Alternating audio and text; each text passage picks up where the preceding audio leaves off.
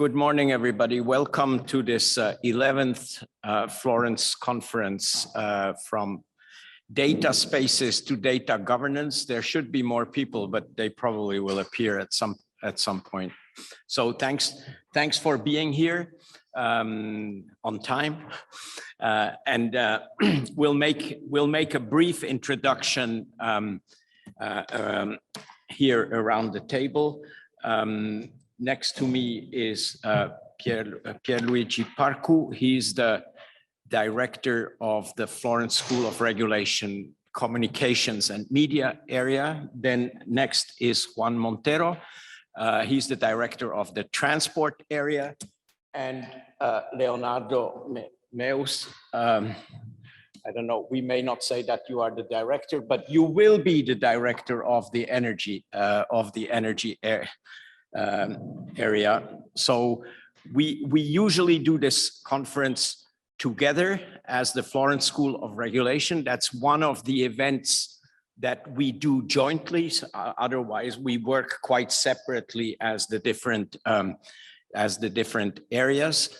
I think many of you have already been here, so thanks for coming back. And if there are any Günther, you've been here for ages now. And some of you are new. There is also in the Florence School of Regulation, we have a climate area and we have water and waste, but we did not have any papers on this topic in these areas. That's why their directors are not here. What we do in the Florence School of Regulation, just very briefly, you have a whole list of things. We do events. I think that's what all of us do, but then some do more research, some do more training. And basically, we work together on some occasions like this conference. Now, just for the topic here, what we are discussing, and I'm not going into the details here, but you know, digitalization, data is exploding everywhere. No, we don't even need to go into this. You're all familiar with this worldwide.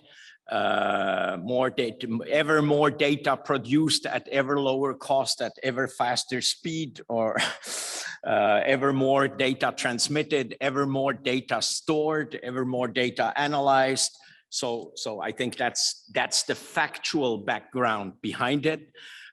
In terms of the regulatory or governance aspect that we are discussing here, of course, we are working against the backdrop of what the European Commission is doing, the European Data Strategy, then the European Data Governance Act, then various communications, vision documents, and all kinds of new proposals, especially what might be particularly of interest here, and some of your papers relate to this, is these data spaces that the European Commission is now envisioning in 9 different areas. And that covers our fields, the mobility data space, the energy data space. And so we want to explore a little bit with this conference the new regulatory approaches to this emerging data economy. And that's why we made this call for papers. Just to say that, you know, we have been working on this since a while. Of course, it's very pleasant to be back here physically. During COVID, it wasn't really a very good experience, but you can see that already in 2016, we started to think about digitalization and the use of data.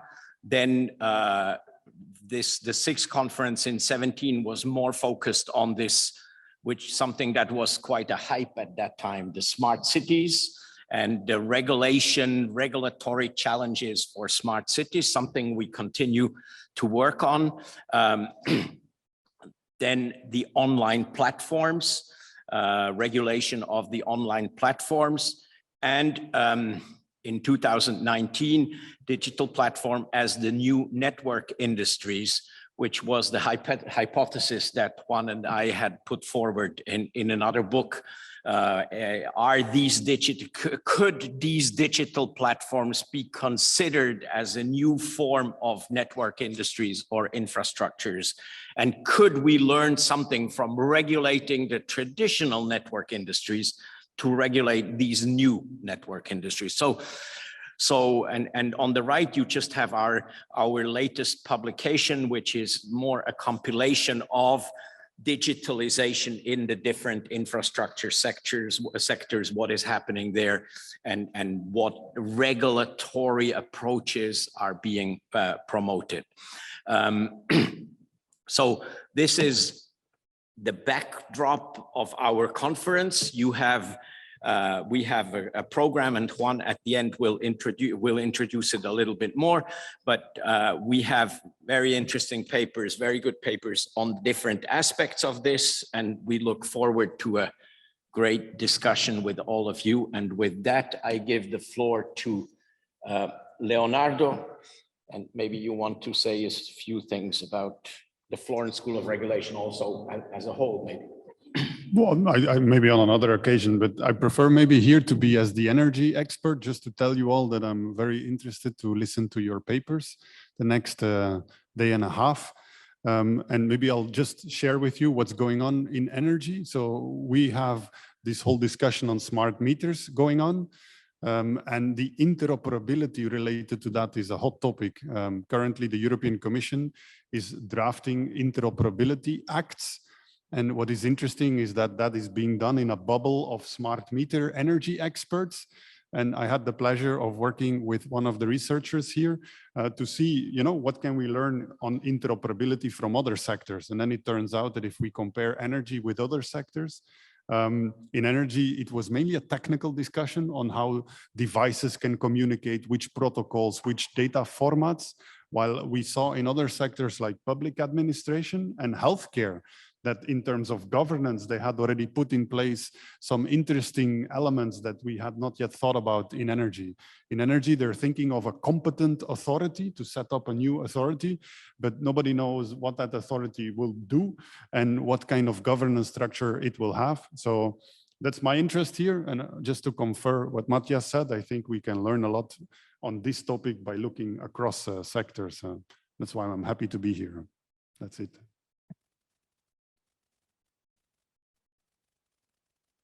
Well, good morning and welcome to Florence also from my side. Well, on the discussion of, I don't talk about the Florence School of Regulation, you already know it, and let me say a few words about the discussion about the data question. Clearly, the data question has many angles. I see at least two major angles. One is, at least from my point of view, one is a competition regulatory angle, is the idea of Europe that tries to react to this big tech platforms, market power that is considered something that does, in the principle of the Digital Market Act, contrast two basic tenets of European pillars of the view of how the market should work. That is one, contestability, and the other, fairness. And so the Digital Market Act builds on this double idea that you have to somehow defend contestability, repristinate contestability, and ensure fairness in the market. Instead, these big platforms are able to block the market once the market is tipped and to make the rules of the market. And these rules are unfair in the general idea of the European Commission. Then the Digital Market Act and other legislation, but this one is more clear in this aspect, try to use the instrument to, as I say, to bring back a market dynamic that is acceptable. And clearly, the data space is part of this effort. The data space obviously is more part of an effort that is a constructive one. So it's more about how to behave, while there are other parts of the act that are about things not to do. And this kind of things not to do in the act, like not using most favored nations, not do tying and ban, not doing self-preferences, are things that are more, if you want, competition born in a sense. While things to do are more of the regulatory nature. The regulator has a nature of indicating what to do to companies, to trying to give a track of behavior. And the data part of the Digital Market Act is clearly about this. It's about data sharing, data portability, interoperability. That means exactly data interoperability also. So you see, there is this clear angle to look at the things. And I would say that both, as I say, general tenets of the Digital Markets Act, contestability and fairness, have a lot to do with data, because the data sharing, the interoperability are ideas that you can represent contestability through access to the data, to sharing of the data, to a sort of level playing field in the data world. And also fairness is about not to exploit the data of the business user, not to exploit too much the data of the consumer. So you see, both elements of the at the heart of the, for instance, of the Digital Market Act are in the having the data space a clear way to be intended and to be faced by the Commission. So from the side of the world of the how is evolving the world of communication and media, clearly data are central, are part of the effort. What we are doing is clearly we are following this kind of dynamic. We are thinking to the specific pieces of law that Matthias was mentioning, and we are also looking instead to this dimension of competition regulation that is more broader in a sense and specific in another, because it's trying to represent market functioning.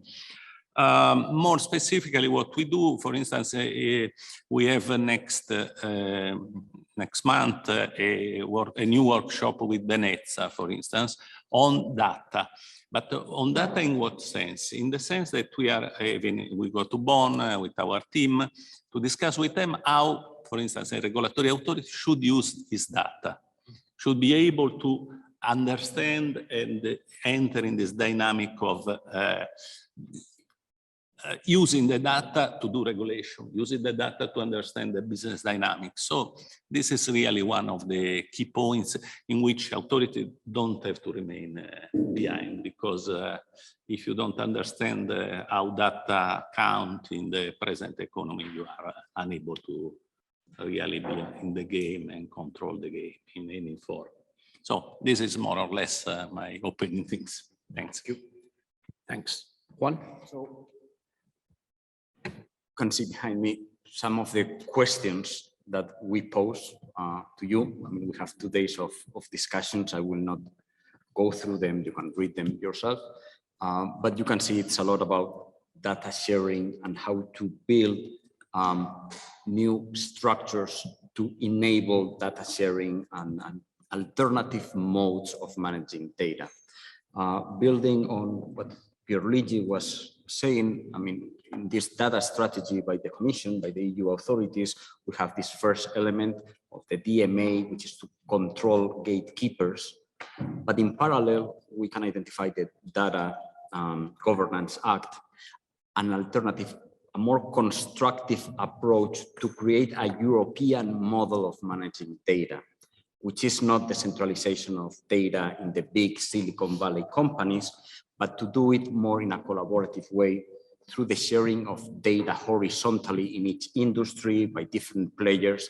And the ambition of the Commission through this legislation is to enable mostly European companies, institutions, NGOs, etc., to work together to build a European alternative to the Silicon Valley model of digital platforms of gatekeepers. So on the one hand, you control the gatekeepers, you try to restore competition, but in parallel, you try to enable a completely different way to build a digital world. We think that this is very ambitious, maybe too much, and this is one of the questions. I mean, trying to build a regulatory framework so that this alternative becomes a reality. You have new institutions, data intermediaries, cooperatives, etc. We have very interesting papers covering all these angles. Is regulation enough to empower, to have this alternative European model to the gatekeepers, to the big Silicon Valley companies? Well, this is, I would say, the overall theme of lots of the papers that we will see. And then infrastructure-based industries are key in this evolution because, I mean, talking about data spaces, Matthias already made the reference. Two of the key data spaces are mobility and energy. So we are very close to this exercise to try to build these data spaces, sector data spaces, this alternative way. So it's not only the Silicon Valley companies, the one that control the data. So I think we all, as a group, have a lot to say in whether this European alternative model to build the data world, I mean, both energy, transport, and of course, the telecoms as an underlying reality, I mean, will be probably the testing beds of whether this alternative work. So this is what we will pretty much, I would say in a nutshell, what we will be discussing over the next couple of days. And just a few words on how we structure this conference. We have 2 days, we have 14 papers, 35 participants, and then we will have a closing roundtable with the FSR area directors. And then we will announce the award of the best paper. Let me just say, if something distinguishes this conference is that we devote a lot of time to each paper. So we don't have a large number of papers. This is by design. I mean, we limit it. We have a limited number of papers and we devote 45 minutes to each paper. So there is a presentation and there is in-depth discussion by a discussant and then debate, discussion among all the participants. So this is something that makes this conference. So it's not just 10, 15 minutes fast, just very fast discussion, but really this is an opportunity to get into the substance and really discuss about the issues. And somehow this is also a preparation for the next step, which is the publication of the papers. The best papers qualify for a fast-track review in the journal Competition and Regulation in Network Industries. So this is, I mean, for the best papers, this is already kind of a first stage of the comments of the peer review of the papers. So all authors are encouraged to submit the papers to the journal, and we will be contacting those. I mean, those papers. Those of you that we think that have a good opportunity to be published, that are mature enough, we will be contacting you in the next couple of days. We have another publication, which is the Network Industries Quarterly. This is kind of a shorter papers, very widely distributed, more than 4,000 people. So we will be also contacting you either for the Competition and Regulation in Network Industries or for the Network Industries Quarterly. Or both.